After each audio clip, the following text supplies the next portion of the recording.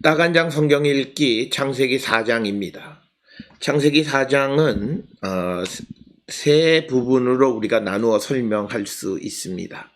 첫 번째 4장 1절부터 15절까지는 가인과 아벨을 통하여 사람의 첫 범죄에 대해서 언급하고 있고, 또 4장 16절로 24절에는 가인의 후손에 대해서 기록하고 있고, 그리고 4장 25, 26절은 셋과 에노스에 대해서 기록하고 있습니다. 창세기 4장 1절부터 26절은 에덴 동산에서 쫓겨난 아담과 하와에게서 난 자손들이 다양한 직업을 가지고 생존하고 있었다라고 하는 것을 보여주는 그런 내용이 되겠습니다. 4장 1절부터 15절에 기록되어 있는 15, 16절에 가인과 아벨의 사건을 기록하고 있습니다. 첫 사람의 범죄 사건을 기록하고 있는 것이고, 이에 대해서 전통적으로 유목민과 농민의 갈등으로 해석하는 것은 잘못된 해석이다. 성경에서 가인과 아벨의 직업을 비교하거나 혹은 땅을 경작하는 것에 대한 어떠한 비난도 찾아볼 수는 없습니다. 그리고 심지어는 에덴에서 쫓겨난 자들이 땅을 경작하도록 되어 있고, 단지 하나 우리가 잘 아는 창세기 3장 17절에 땅이 아담으로 말미암아 저주를 받았기 때문에 그의 소산물을 하나님께서 받지 않으셨지 않나, 이렇게 우리가 추정은 해볼 수 있다라고 하는 것입니다. 가인과 아벨의 사건 이야기에서 첫 번째 인간사를 다루고 있는 것이고, 여기서 가장 많이 생각할 수 있는 것은 인간의 첫 번째 범죄에 대한 것이고, 두 번째는 하나님의 선택을 반발하는 인간의 모습, 그리고 세 번째는 하나님과 인간 사이의 어떤 차이점 등 이런 것들을 보여주는 것이 창세기 4장 1절부터 26절, 특히 4장 1절로 16절의 가인과 아벨의 사건이 되겠습니다.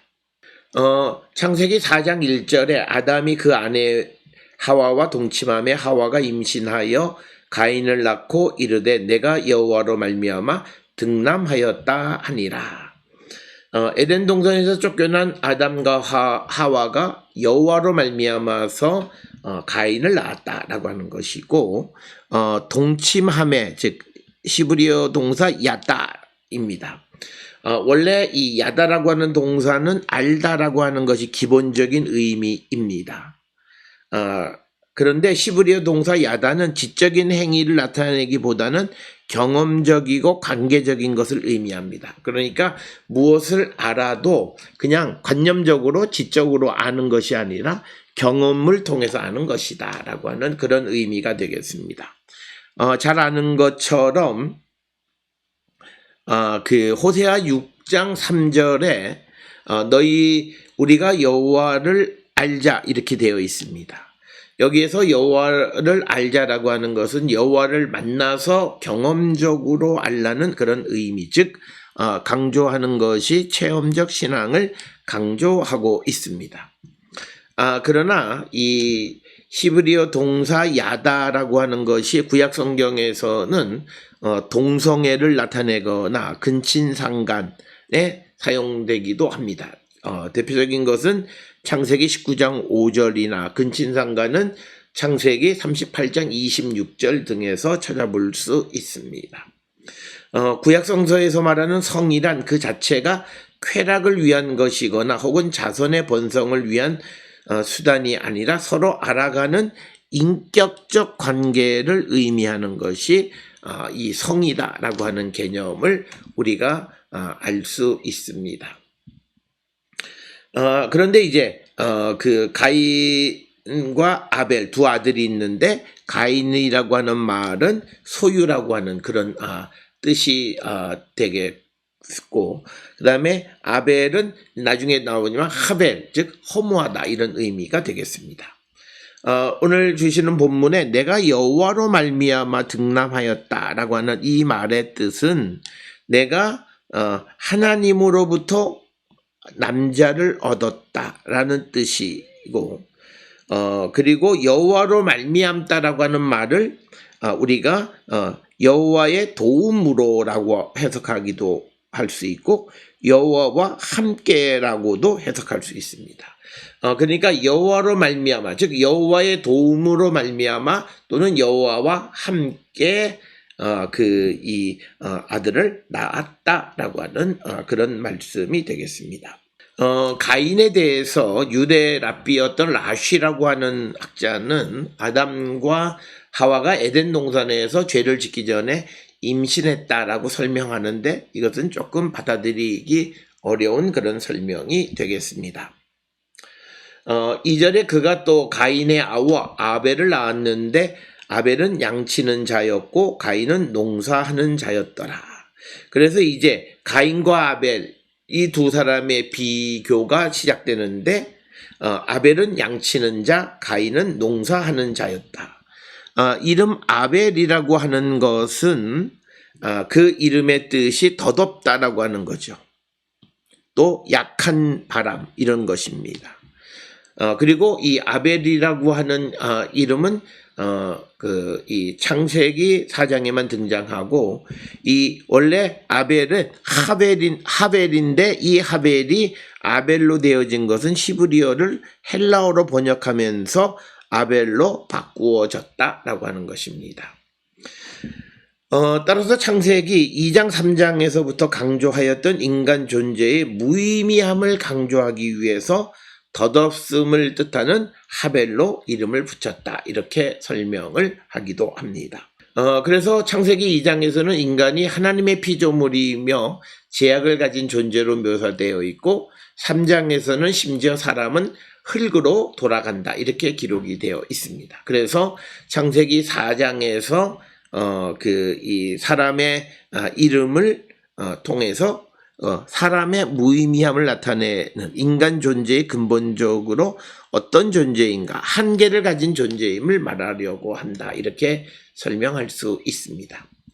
4장 2절에 아벨은 양치는 자였고 가인은 농사하는 자였다라고 하는 이 말을 통해서 농업과 목축에 대한 어떤 이 갈등 관계로 설명하는 것은 바람직한 해석이 되지 않습니다. 단지 이 두 직업이 이 시대의 주요한 산업이었기 때문에 언급하는 것이고, 그리고 양치는 자는 양과 염소를 치는 자, 가축을 기르는 자란 뜻이 되겠고, 농사하는 자는 땅을 경작하는 자다라고 하는 그런 의미를 가지고 있습니다. 그래서 우리가 이제 나중에 설명을 하겠습니다. 왜 가인의 제물을 받지 않고 아벨의 제물을 받았는가라고 하는 것들은 우리가 좀 더 다른 차원에서 생각을 해봐야 되겠습니다. 3절에 세월이 지난 후에 가인은 땅의 소산으로 제물을 삼아 여호와에 드렸고, 여기서 세월이 지났다라고 하는 것은 직역하면 날들의 끝에란 뜻입니다. 바예히 미케츠 야밈, 날들의 캐츠가 끝이란 뜻이니까 날들의 끝에라고 하는 겁니다. 그냥 많은 날들이 지났다라고, 많은 날들이 지났다라는 뜻입니다. 가인은 땅의 소산으로 제물을 삼아 여호와께 드렸고라고 하는 것은 이제 다음 절에 나온 아벨은 자기도 양의 첫 새끼와 그 기름으로 드렸더니라는 구절, 이것들은 이제 출애굽기 13장 11절에서 13절에 동물을 드리는 규정과 민수기 26장 10절에 토지의 소산 만물을 하나님께 드리는 규정과 같이 겸해서 우리가 생각을 해봐야 되겠고, 특별히 오늘 주시는 본문에서 땅의 소산으로 제물이라고 하는 것은 민하, 소제물을 의미하는 것이 되겠습니다.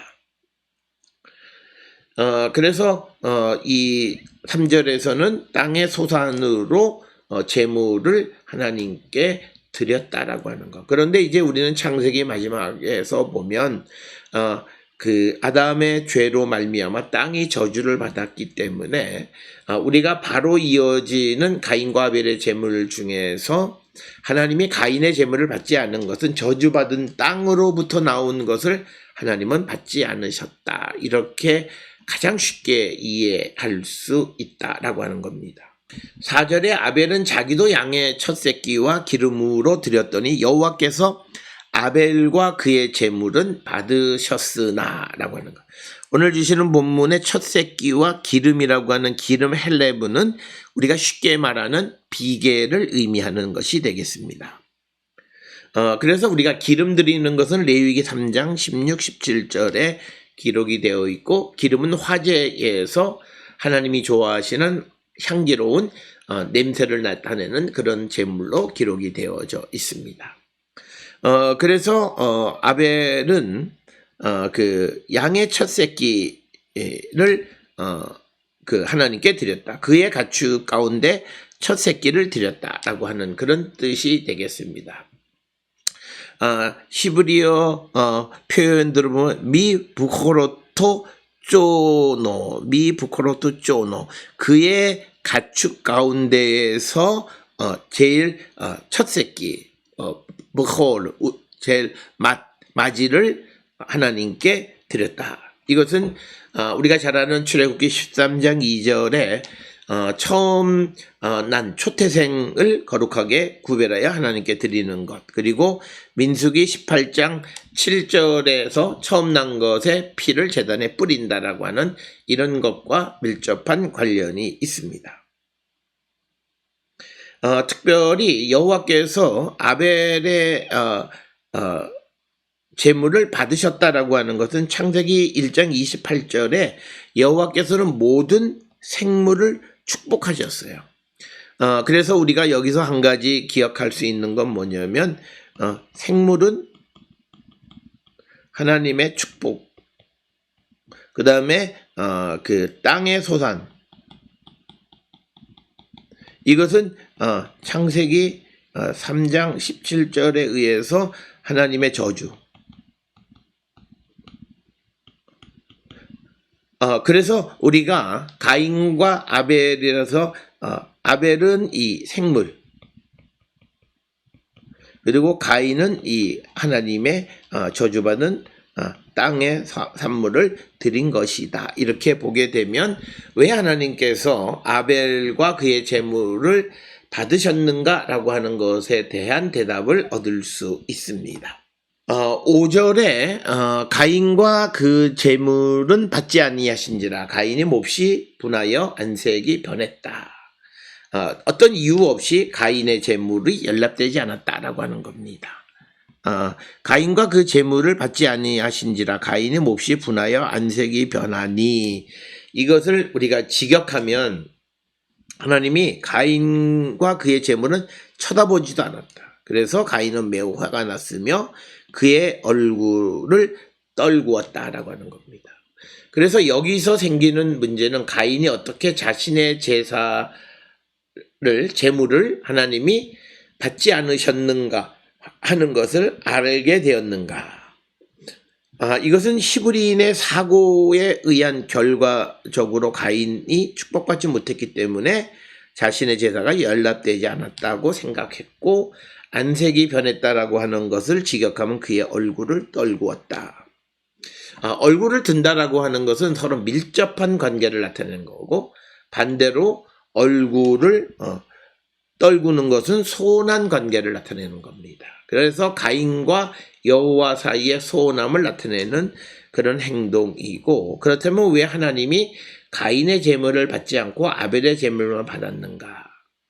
우리가 이것을 이제 구약 성서를 통해서 답을 얻는데, 첫째는 어떤 가나안의 농경 문화와 이스라엘 유목 문화의 어떤 충돌이라는 개념은 별로 바람직하지 않고, 오히려 창세기 3장 17절에서 땅이 아담과 하와의 범죄로 저주를 받았기 때문에 하나님은 저주받은 땅에서 생산하는 것을 받지 않으셨다. 반면에 우리가 앞에서 보았듯이 창세기 그 1장 28절에 보면 하나님께서는 모든 생물을 축복하셨어요.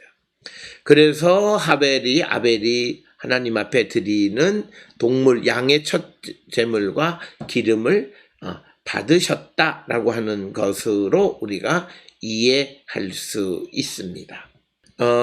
어떤 학자들은 제사 제도가 아직 확립되지 않았다 주장하면서 제사 제도상의 문제를 제기하는 것은 바람직하지 않다 이렇게 주장을 하기도 합니다. 그러나 히브리서 11장 4절에서 아벨이 믿음으로 가인보다 더 나은 제사를 드렸다라고 하는 것 때문에 더 나은 제사가 과연 무엇인가, 그것은 우리가 성경을 통해서 보면 하나님께서 가르쳐 주신 방식대로 드리는 제사를 의미하는 것으로 이해할 수 있습니다. 6절에서 여호와께서 가인에게 이르시되 내가 분하여 함은 어찌 됨이며 안색이 변함은 어찌 됨이냐라고 반문하시는 내용이 그 6절의 말씀입니다. 즉 이것은 가인의 행동에 대한 질책으로 볼 수 있고, 6절 7절에서 하나님이 가인을 버리신 것이 아니라 단지 가인을 시험하시는 것임을 우리가 알 수 있습니다. 가인은 이해할 수 없는 차별 대우를 잘 받아들여야 하지만 그런데 그가 그것을 제대로 받아들이지 못했다라고 하는 것. 그러면서 내가 분하여 함이 어찌 됨이며 안색이 변함이 어찌 됨이냐. 왜 내가 화를 내고 그리고 너의 얼굴을 떨구느냐라고 하는 그런 그 반문이 되겠습니다. 그러면서 7절에서 하나님께서 내가 선을 행하면 어찌 낯을 들지 못하겠느냐. 선을 행하지 아니하면 죄가 문에 엎드려 있느니라. 죄가 너를 원하나 너는 죄를 다스릴지니라. 그러니까 선을 행하면 얼굴을 떨굴 일이 없다라고 하는 겁니다. 그래서 선을 행하지 아니하면 죄가 문 앞에 엎드리느라. 그러니까 이 말은 너의 무덤 입구에 너의 죄가 지키고 있다. 그러니까 죄를 지으면 그는 그 무덤 입구에 그 죄가 너를 지키고 있다라고 하는 것이고, 그리고 너는 죄를 다스리라라고 하는 거죠. 이것은 우리가 잘 아는 로마서 6장 12절에 너희는 죄가 너희 죽을 몸을 지배하지 못하게 하여 몸의 사욕에 순종하지 말라라고 하는 말씀과도 같은 것이고, 그래서 이 말씀을 통해서 하나님은 가인에게 그가 행하는 행동의 책임을 경고하고 있다. 이것이고, 이제 8절에서 가인이 그 아우 아벨에게 말하고 그들이 들에 있을 때 가인이 그 아우 아벨을 쳐 죽였다. 창세기 4장 8절부터 12절은 가인이 자신의 책임을 회피하는 그런 내용들이 이제 기록이 되어 있고, 그래서 살해당한 아우의 직업을 암시하면서 내가 아우를 지키는 자 곧 목자이니까. 그러나 아벨의 피가 가인을 고발합니다. 땅 위에 아무도 살인을 벌하지 않기에 피가 하늘의 재판관에게 호소하는 내용으로 기록이 되어져 있습니다. 그래서 이 8절에서 쳐서 죽였다라고 하는 겁니다. 그를 쳐 죽였다라고 하는 겁니다. 그렇게 되어지니까 이제 9장 피를 이제 흘리게 되는데, 핏값을 물으시는 이유가 뭐냐? 첫째는 하나님이 인간을 자기 형상대로 만들었기 때문이고, 두 번째는 피는 생명이기 때문이다라고 하는 것. 그래서 요한일서 3장 12절에 의하면 가인과 같이 하지 말라라고 하는 그런 말씀이 있습니다. 그리고 그 범죄 장소가 들이라고 하는 것은 열린 공간이라고 하는 그런 의미이고, 성경에서는 범죄의 공간으로 많이 사용되는 그런 장소가 들판이 되겠습니다. 9절에서 여호와께서 가인에게 이르시되 내 아우 아벨이 어디 있느냐. 그가 이르되 내가 알지 못하나이다. 내가 아우를 지키는 자니까. 이제 9절 10절에서 재판처럼 가인에게 신문하고 죄를 확정하시는 거. 내 아우 아벨이 어디 있느냐라고 하는 겁니다. 하나님께서 이렇게 질문하시는 것은 아마도 가인으로부터 내가 내 아우 아벨을 죽였다라고 하는 회개를 들으려는 의도였다는 거죠. 그리고 이것은 창세기 3장 9절처럼 모든 것을 알고 물어보시는 것이지 단순히 아벨의 위치에 관한 질문은 아니다. 그렇게 질문하니까 내가 알지 못한 아이다. 이렇게 대답하고 더 나아가서 내가 아우를 지키는 자니까 라고 대답을 합니다. 그래서 여기서 가인은 자신은 농부지 목자가 아니다라고 하는 것을 암시하는 거죠. 누구를 지키는 일은 목자가 하는 것이죠. 그러나 나는 아우를 지키는 자가 아니다. 이렇게 대답을 합니다. 10절에 이르시되 내가 무엇을 하였느냐 내 아우의 핏소리가 땅에서부터 내게 호소하느니라. 그러니까 마치 창세기 3장 13절에서 하나님이 여자에게 내가 어찌하여 이렇게 하였느냐와 같은 것으로 이것은 질문이라기보다는 참사에 대한 외침, 무슨 짓을 한 거야? 라고 하는 그런 의미이고 내 아우의 핏소리, 내 형제의 핏소리들이 여기에서 형제의 핏소리, 피가 복수형으로 기록된 것은 라시라는 랍비의 설명에 의하면 아벨과 그 후손들의 피를 의미한다. 이렇게 설명합니다. 그래서 복수형이다.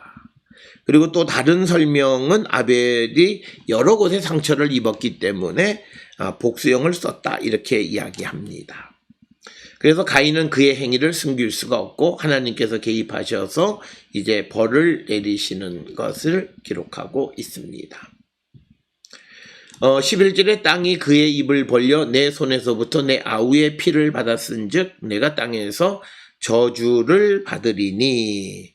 그래서 11, 12절에서 가인에 대한 벌로서 저주를 기록하고 있습니다.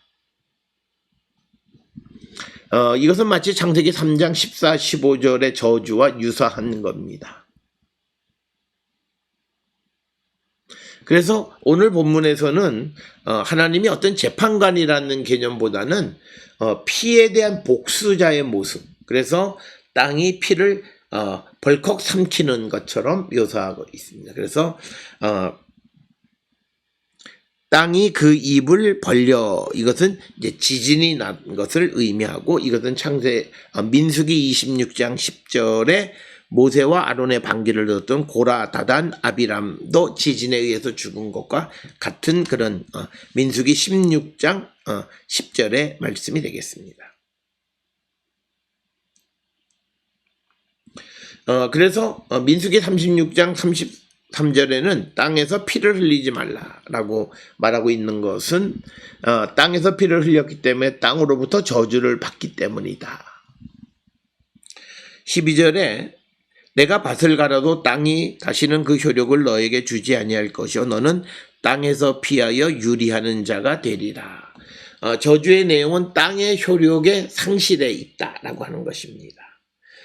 효력이라고 하는 것은 코악, 힘을 의미하는 거고, 그래서 땅에서 피하며 유리하는 자라고 하는 것은 가인이 어느 곳에도 정착하는 것이 허락되지 않는다라고 하는 겁니다.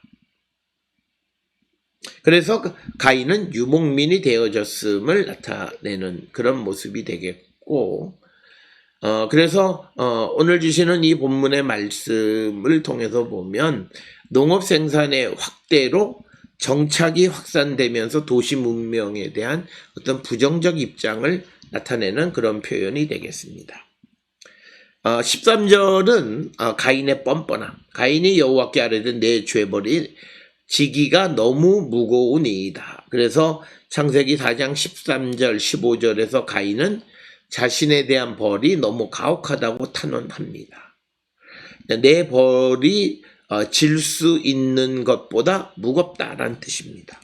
내 죄벌이 지기가 너무 무겁나이다. 가돌 오니 미 니쏘 내가 지는 것보다 내 벌이 가돌 크다라고 하는 겁니다. 죄벌로 번역한 아온이라고 하는 단어가 구약 성경에서 처음 등장하는데 이것은 인간의 죄에 대한 벌을 얘기하는 것이고 창세기 출애굽기 34장 7절에 의하면 죄는 용서하지만 벌은 면제하지 않는다라고 하는 것을 우리가 알 수 있습니다. 14절에 주께서 오늘 이 지면에서 나를 쫓아내시온즉 내가 주의 낯을 배웁지 못하리니 내가 땅에서 피하며 유리하는 자가 될지라도 물은 나를 만나는 자마다 나를 죽이겠나이다. 그래서 14절에서는 구체적으로 벌이 얼마나 무서운가를 기록하고 있습니다. 내 주의 낯을 뵙지 못한다라는 표현은 다른 사람에게 죄 짓는 것은 동시에 하나님에게 죄를 짓는 것과 같은 것임을 나타내고 더 이상 하나님의 보호를 받을 수 없다는 것이 주의 낯을 배웁지 못한다라고 하는 그런 표현이 되겠습니다. 그러니까 15절에 여호와께서 그에게 이르시되 그렇지 아니하다. 가인을 죽인 자는 벌을 7배나 받으리라 하시고 가인에게 표를 주사 그를 만나는 모든 사람에게서 죽임을 면하게 하시리라. 그래서 가인의 탄원에 대한 여호와의 답변입니다. 그래서 여호와께서 그렇지 아니하다는 이 말은 내가 약속하마라고 하는 그런 의미가 되겠습니다. 그러니까 여호와께서 그에게 이르 내가 약속하는데 가인을 죽인 자는 벌을 7배를 받으리라. 그리고 가인에게 표를 주사 그를 만나는 모든 사람에게서 죽임을 면하게 하시니라. 그래서 하나님께서 가인을 지켜주시는 약속을 하시는 것이 15절의 말씀입니다. 특별히 가인을 죽인 자는 벌을 7배나 받으리라는 것은 피해 복수를 금지하는 겁니다. 그래서 피해 복수가 예견되는 곳에 하나님이 개입하셔서 피해 복수를 금하시는 내용이 되겠습니다. 이런 생각은 레위기 19장 18절이나 마태복음 5장 44절에 원수를 사랑하라는 말씀에서도 그런 생각들이 나타나 있고 하나님이 가인에게 오트를 주어서 죽임을 면하게 하셨다라고 하는 것이고 가인을 죽이는 자는 벌을 7배나 받으리라는 하나님의 말씀은 하나님은 가인이 복수당하는 것을 원하지 않으신다라고 하는 그런 의미가 되겠습니다. 자, 그래서 이 창세기 4장 15절까지가 이제 가인과 아벨의 이야기가 되겠고 이제 창세기 4장 16절로부터 22절은 가인의 후손에 대해서 기록하고 있습니다. 인류가 발달하고 여러 가지 갈래로 나누어짐을 어떤 가족의 계보, 족보 형식으로 묘사하고 있습니다. 여기서 가인은 어떤 이 문명의 아버지로 묘사되어 있고 가인이 아내를 어디서부터 맞이했는지에 대해서 본문은 그렇게 큰 관심이 없다라고 하는 겁니다. 그래서 가인이 노 땅에 거한 후에 얻은 7대 후손들의 명단을 기록하고 있습니다. 에녹, 이랏, 무후야엘, 무드사엘, 라멕, 그다음에 야발 혹은 유발, 두발가인, 나마 이렇게 7 후손에 대해서 명단 형식으로 기록하고 있다라고 하는 겁니다. 이 창세기 4장에 등장하는 가인의 후손에 관한 족보의 특성은 항상 아내가 등장하여 후손을 잇는 방식을 취하고 있다. 그런데 다음 장에 나오는 창세기 5장에서는 아내가 등장하지 않는다라고 하는 그런 차이점이 있다라고 하는 것입니다. 16절에 가인이 여호와 앞을 떠나서 에덴 동쪽 노 땅에 거주하더니 이 노 땅이라고 하는 것이 어디인지는 정확하게 알 수 없고 그 다음에 에덴 동산은 창세기 3장 24절에 의하면 아담이 도망간 곳 에덴의 동쪽으로 이해할 수 있다. 그래서 성경에서는 동쪽이라고 하는 것은 도망가는 자들의 지역이라는 사실 이것은 신명기 4장 41절에 해 뜨는 동쪽에 도피성을 만드는 이야기 속에서도 우리가 알 수 있다라고 하는 것입니다. 그래서 동쪽으로 도망간다라고 하는 것은 의미적으로 과거로 회귀하는 그런 개념이 되겠습니다. 17절에 아내와 동침함에 그가 임신하여 에녹을 낳은지라 가인이 성을 쌓고 그의 아들의 이름으로 성을 이름하여 에녹이라 하니라. 여기서 동침함에 야다 동사를 사용했고 그 다음에 에녹을 낳았다. 한녹입니다. 이 에녹, 한녹 이 말은 에녹은 헌신된 자, 바쳐진 자라고 하는 그런 의미를 가지고 있습니다. 그 다음에 이제 가인이 성을 쌓고라고 하는 이 표현을 통해서 가인이 도시 문명의 창시자임을 우리가 예측할 수 있는 그런 내용이 되겠고, 그래서 17절로부터 22절에 암시된 문화 발달은 창세기 1장 28절에 위탁과 연결되어졌다 이렇게 설명할 수 있습니다. 18절에 에녹이 이랏을 낳고 이랏은 무후야엘을 낳고 무후야엘은 무드사엘을 낳고 무드사엘은 라멕을 낳았다라고 하는 겁니다.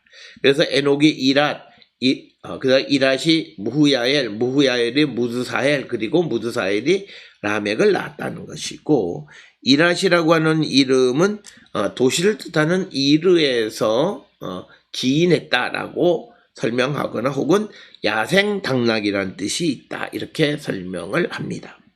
이어지는 무후야엘이라고 하는 것은 그러니까 하나님이 그를 살리셨다라고 하는 그런 의미를 가진 단어이고, 그러나 이것의 이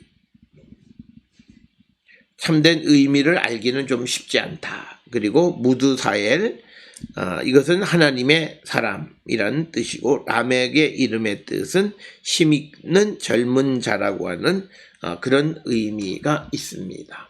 19절에 라멕이 두 아내를 맞이하였으니 하나의 이름은 아다요, 하나의 이름은 실라이다. 먼저 실라라고 하는 이름이 붙었는데 이 이름의 뜻도 불확실하지만 아마도 그림자가 아니겠는가 이렇게 추정을 하고, 그것은 히브리어 젤이라고 하는 말이 그림자를 뜻하기 때문에 생겨난 것이 되겠고, 그 다음에 이제 아다라고 하는 이름은 여명이라고 하는 그런 뜻을, 버려진 자라고 하는 그런 의미를 가지고 있다라고 하는 겁니다. 20절에 아다는 야발을 낳았으니 그는 장막에 거주하며 가축을 치는 자의 조상이 되었다. 그래서 아다가 낳은 자의 이름이 야발이다. 야발의 정확한 의미는 알 수 없지만 가져오다라는 뜻이 있다 이렇게 설명을 하고, 또 장막에 거주하며 가축을 치는 자, 유목민의 조상이라는 뜻입니다. 장막에 거주하며 가축을 치는 자, 즉 유목민의 조상이 되었다. 21절에 그의 아우의 이름은 유발이니 그는 수금과 퉁소를 잡는 모든 자의 조상이 됐다. 그래서 아다가 낳은 야발의 동생 유발, 그는 수금과 퉁소를 잡은 자의 조상이다 라고 하는 것입니다. 자, 유발의 이름도 정확한 의미를 알기는 어렵고, 수금은 우리가 알다시피 줄이 5개에서부터 9개까지이고, 그 다음에 퉁소는 피리의 일종이 되겠습니다. 실라는 두발가인을 낳으니 그는 구리와 쇠로 여러 가지 기구를 만드는 자요, 두발가인의 누이는 나마였더라. 두발가인과 나마인데, 두발가인은 구리와 쇠로 여러 가지 기구를 만드는 자, 즉 이 사람은 무엇보다도 이 구리와 철을 가지고 녹여서 이 도구를 만드는 사람이었다라고 하는 것이고, 나마라고 하는 것은 사랑스러운, 좋은 또는 매력 이런 의미를 가지고 있습니다. 23절에 라멕이 아내들에게 이르되 아다와 실라여 내 목소리를 들으라. 라멕의 아내들이여 내 말을 들으라. 나의 상처로 말미암아 내가 사람들을 죽였고 나의 상함으로 말미암아 소년을 죽였도다. 이 람에게 이 23절의 노래를 통해서 인간이 하나님 없이 자신의 뜻을 관철하려는 인간의 모습을 우리에게 보여주고 있고, 24절에 가인을 위하여는 벌이 7배일진데 라멕을 위해서는 벌이 77배이로다 하였더라. 그래서 라멕은 하나님이 가인을 보호해 주시는 보호의 표로서 정하신 정도를 훨씬 넘어 자기심으로 자신의 복수를 하는 것으로 기록이 되어져 있습니다. 자, 이제 4장 25절 26절은 라멕의 비관적인 분위기에서 이제 희망적인 분위기로의 전환. 그래서 아담과 하와로부터 다른 아들을 주셨다라고 하는 겁니다. 아담이 다시 자기 아내와 동침하며 그가 아들을 낳아 그의 이름을 셋이라 하였으니 이는 하나님이 내게 가인이 죽인 아벨 대신에 다른 씨를 주셨다 함이며, 그래서 아담과 하와가 셋을 낳았다. 셋이라고 하는 말의 뜻은 두다라고 하는 그런 의미이고 어떤 기초라고 하는 그런 의미를 나타내고, 어떤 학자들은 이 셋을 엉덩이다라는 의미로 해석하기도 합니다. 즉 하나님이 내게 가인이 죽인 아벨 대신에 다른 씨를 주셨다라고 하는 것은 하나님이 나에게 다른 씨를 두었다. 가인이 죽인 아벨 대신에 주었다라고 하는 것입니다. 그래서 25절에는 보상적 사고가 반영되어 있습니다. 26절에 셋도 아들을 낳고 그 이름을 에노스라 하였으며 그때의 사람들이 비로소 여호와의 이름을 불렀더라. 셋이 에노스를 낳았는데 에노스는 사람이란 뜻이 되겠습니다. 그리고 또 에노스의 어그는 약하다라고 하는 의미도 가지고 있습니다. 창세기 4장을 통해서 우리에게 주는 것은 경험적 지식의 중요함을 우리에게 강조하고 있습니다. 그래서 창세기 4장 1절에 동침하다는 히브리어 동사 야다라고 하는 것은 경험적이고 관계적인 것, 그렇게 해서 알아가는 것을 의미한다. 그래서 구약성서의 지식은 경험적이고 실증적인 지식이 중요하지 사변적인 것이 아니다라고 하는 겁니다. 두 번째는 하나님과 사람의 관습이나 하나님의 뜻의 차이를 얘기합니다. 창세기 4장 3절로부터 5절 가인과 아벨의 제물에 대해서 하나님의 반응. 그래서 가인의 경우 무엇보다 하나님이 자신이 장자이기 때문에 자신의 제물을 기뻐 받으실 거라고 생각했지만 하나님은 아벨의 제사를 더 기뻐 받으셨다. 그래서 우리는 하나님의 결정을 수용할 필요가 있어요. 그러니까 하나님이 좋아하는 사람을 그대로 인정할 필요가 있다라고 하는 거고, 하나님은 반드시 죄를 벌하시는 분이시다. 그래서 아벨을 죽인 가인을 반드시 벌하시는 분이시다. 그러면서도 하나님은 자비와 사랑을 베푸시는 분임을 보여주는 것이 바로 창세기 4장이 되겠습니다. 딱 한 장 성경 읽기 다음 시간에 다시 뵙겠습니다.